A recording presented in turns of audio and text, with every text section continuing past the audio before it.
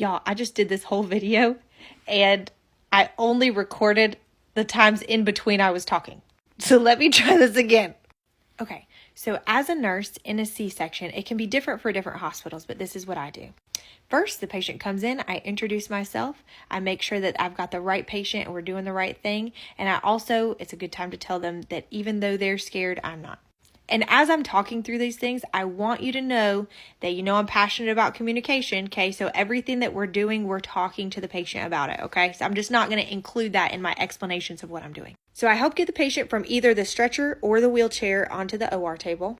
And depending on whether it's a scheduled section, I would hold the patient for a spinal, and a spinal is like a shot in your back to numb you from the waist down. If you're coming from the floor and you already have an epidural, we can just lay you on back and they will give you medicine through that epidural catheter. As you're laying there, you're going to continue getting more numb over the next 15 or so minutes. And while you're doing that and we're making sure that you're getting numb, then the cleaning process starts. I start by doing what I call the best friend bird bath, which is to clean your downstairs area. We clean both the inside of your vagina and the outside of your vulva. And that's because there is bacteria that lives in your vagina that we don't want to migrate up to where the surgery is taking place.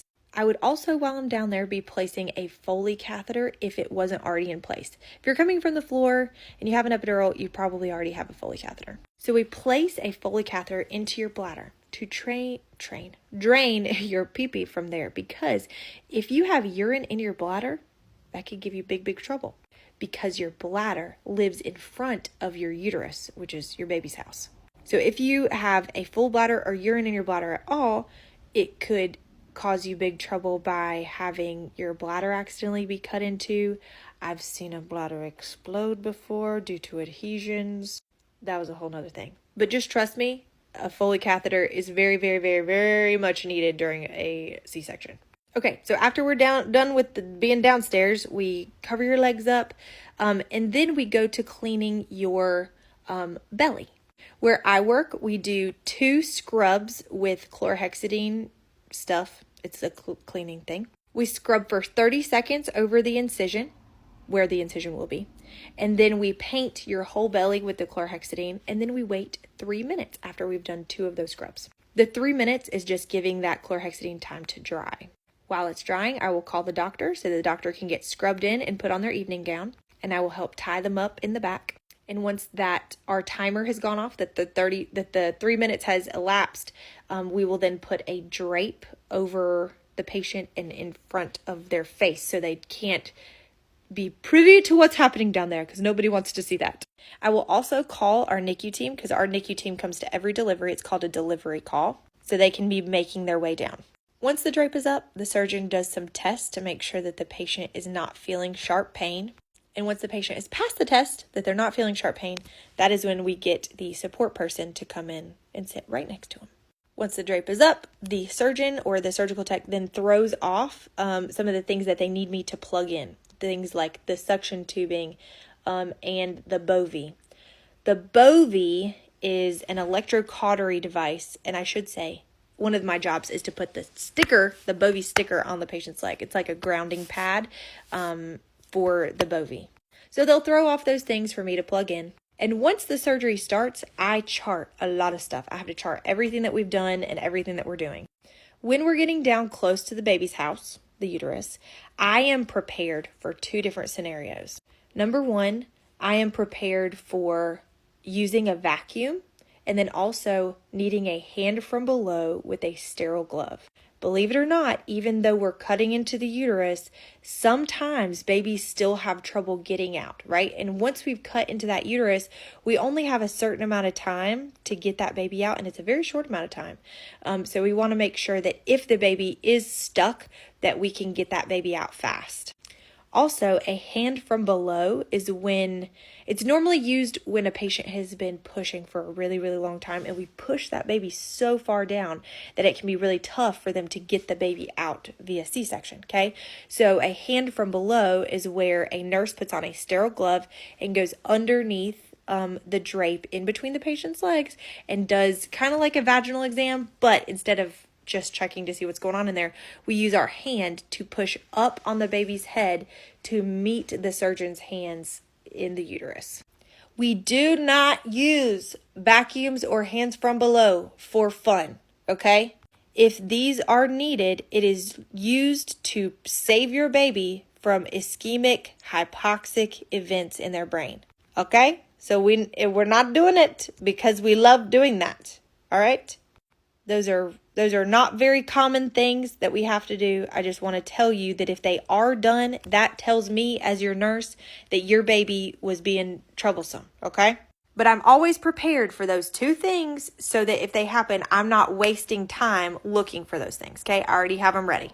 Then once your baby is born, I note the time in my head and I admit the baby in the computer. Make them a whole new chart for their very own selves.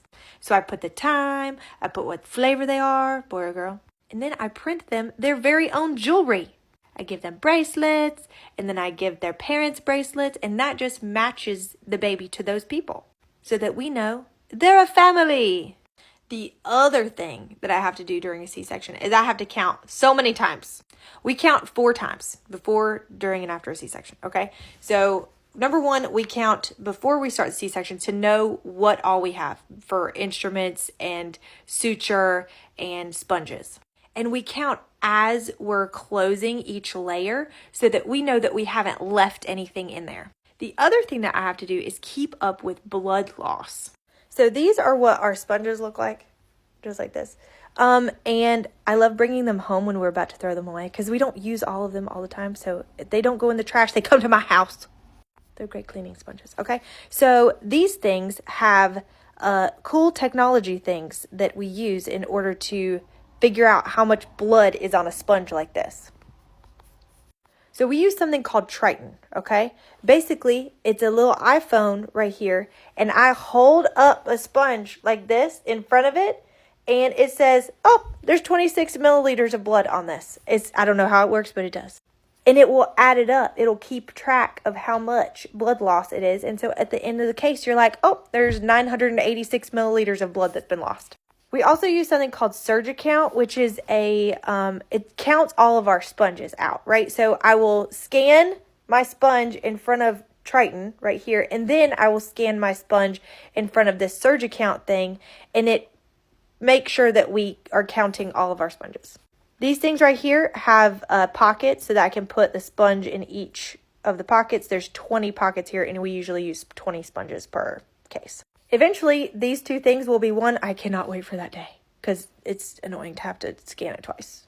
We also have this thing. That's the Bovie that I was telling you about. And this one is special because it has like a tube around it that's like like a vacuum, and it sucks the air around whatever they're cauterizing so that it's taking away like the fumes of burning flesh. I don't know what the hell that is. We have these though. What else do I do? Oh, so much charting. Oh, I forgot. At the very beginning of this, we do something called a time out, and I'm in charge of holding the informed consent before we start. We do it right before we're starting, okay? And we make sure that we got the right patient, the right doctor, the right procedure. We got the allergies talked about. We got the pertinent medical history talked about. We talk about the plan, all that stuff. All that happens right before we do it, okay? But that's a very important part. I feel like that's basically it. I'm also a gopher during the surgery. Okay, I am not doing the surgery. That is not me at all, okay? But I am a gopher. They're like, oh, I need a fish. Oh, I need some Arista. Like, if they need something during the surgery, I go get it. But anyway, let me know if you have any specific questions about the C-sections, and I shall help you as much as I can.